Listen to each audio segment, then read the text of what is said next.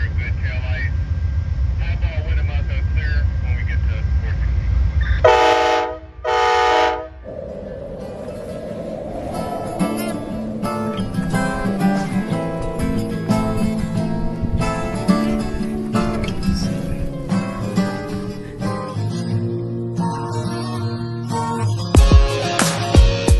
How's it going, guys? Mason from Humble District Railfin back with another video.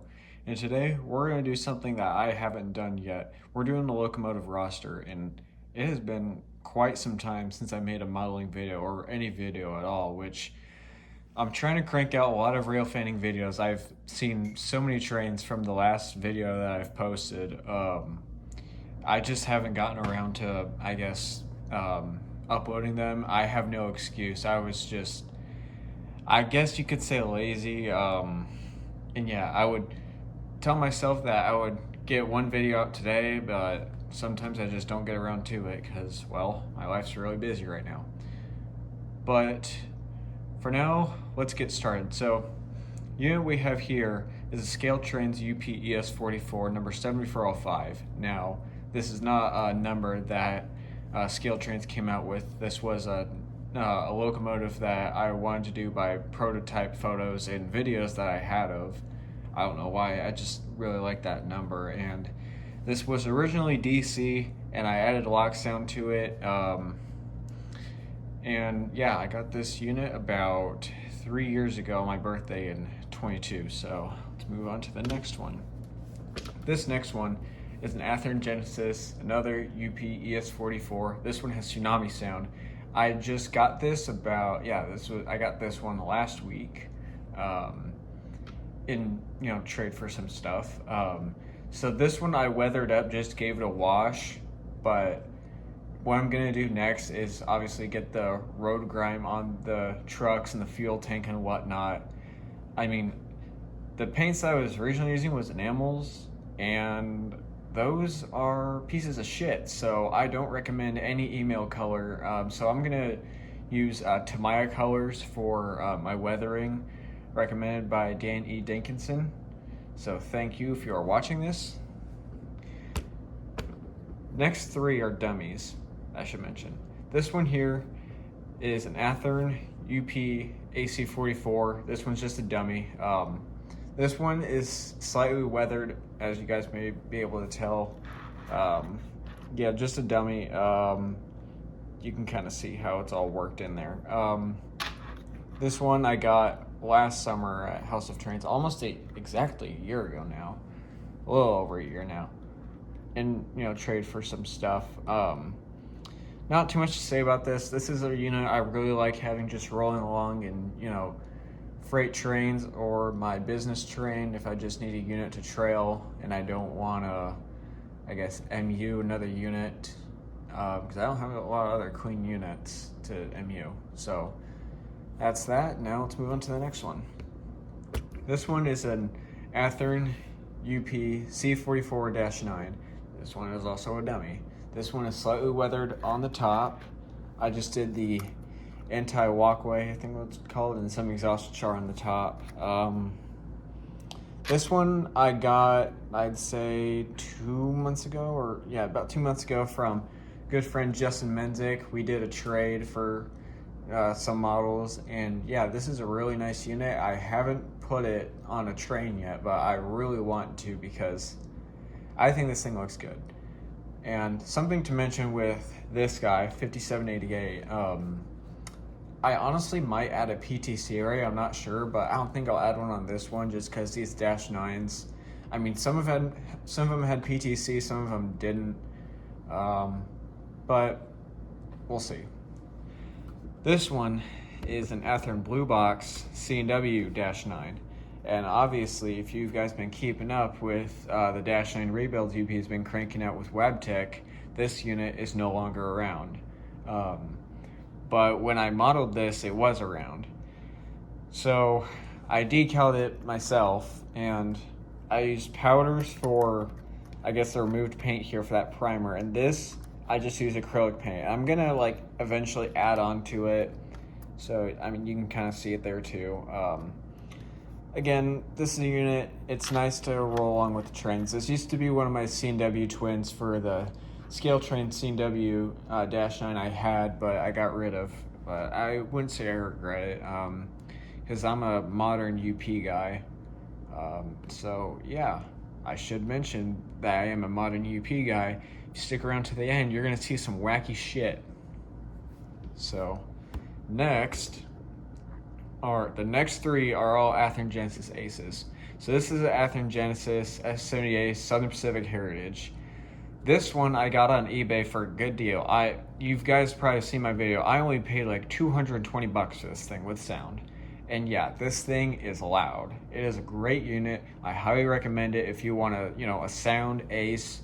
I mean, they don't have any normal UP ones, but I mean, the recent run that they did, the last run that they did back in 22, that run was just, shitty because, there was just so many things wrong with them, especially with the WP one. They were just so lazy on it, but this run they caught up and they were pulling their own weight around once again. Next one is a very popular one of mine by a lot of people that I know. A lot of people that I know want this locomotive because they're very hard to find. This is Athearn Genesis S78 again, Spirit Union Pacific 1943. This one is only DC. I do want to get lock sound for it. I do believe lock sound is better than Tsunami. You guys can come at me for that for all you want. I don't really care. To me, I just think lock sounds a lot better than Tsunami. It's just my own opinion and from my past experiences and just in comparison with certain locomotives. But in some cases, I do prefer Tsunami over a lock sound, like for the Gevos. I would definitely say the Scale Trains Gevo sounds better than the Athearn Genesis Gevo, especially the prime mover sounds. If a certain person is watching this video, they will agree with me. They know who they are. So, really nice unit. It's got a little bit of damage. I've had this unit for so long. Right when they came out, I got one. And this thing has been through so many different moves I've had. I've probably moved like 3 times while I've had this thing. Actually, wait. I've moved about 4 times since I've gotten this thing. So, it's been through a lot. But yeah, it's a great locomotive and can't wait to add sound to it. This locomotive is another ace, powered by our people 1111. This one, sometimes I forget I even have this thing, but it's a unit I like, and I know everybody will come at me for that because, UP fires their workers and all that stuff. But I personally just like the paint job. I think it looks nice. It's also DC. These are the only 2 DC models in my collection that yet to have sound.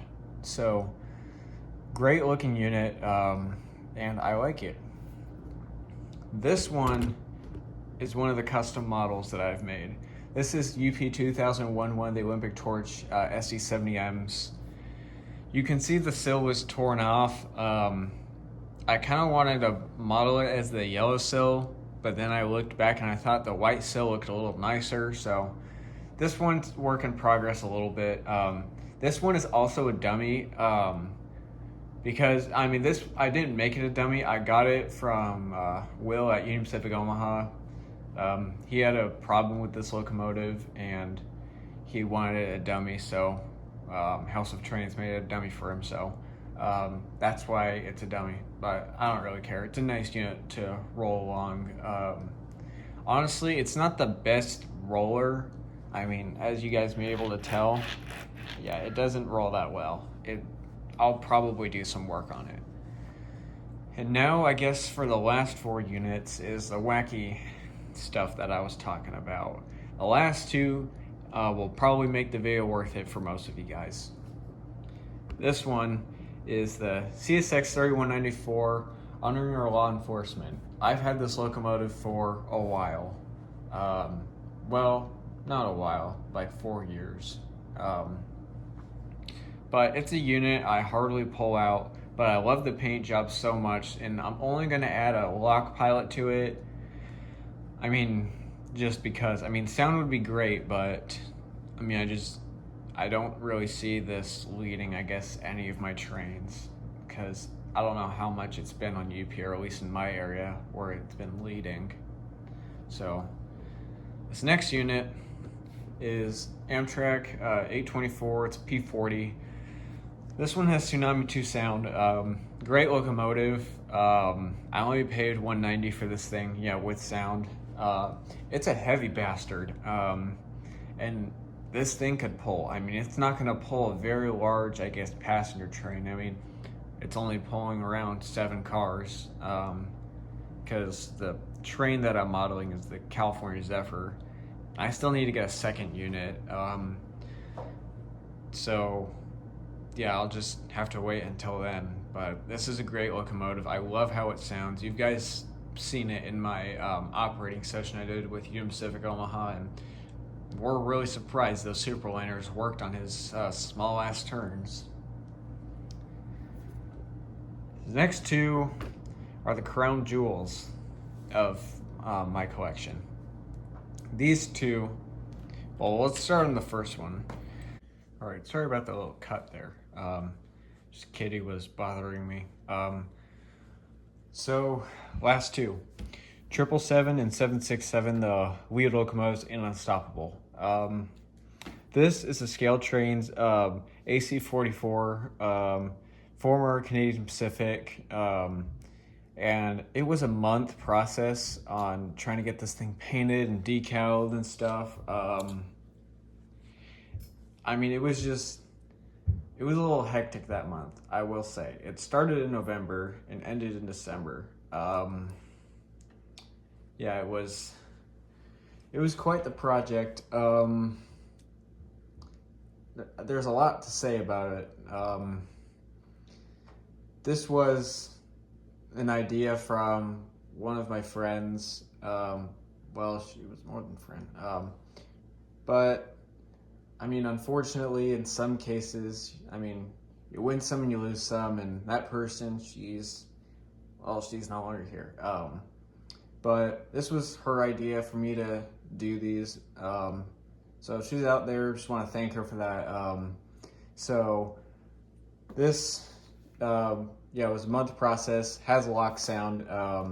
It has the incorrect bell, and it has a P5, but I mean, it's not, I mean, I would have to change, I guess, the actual horn on here, because that's a K3LA, but honestly, I don't even think I'm going to mess with it. I'm sure it'll be fine, but I can't change the CVs. I mean, I've tried, and it's like it's locked. So if you guys have any suggestions, please let me know. This is an Athearn RTR that I used. It was half C&W, half UP. Yep, 767. Yeah, this is a locomotive that trails behind it. So yeah, it's a pretty good unit. I modeled the broken windshield, if you guys remember that part of the movie where some guy goes flying through the windshield. So yeah, that's the locomotive roster. Thank you all for watching, and if you guys want any more modeling videos, please let me know. Take care.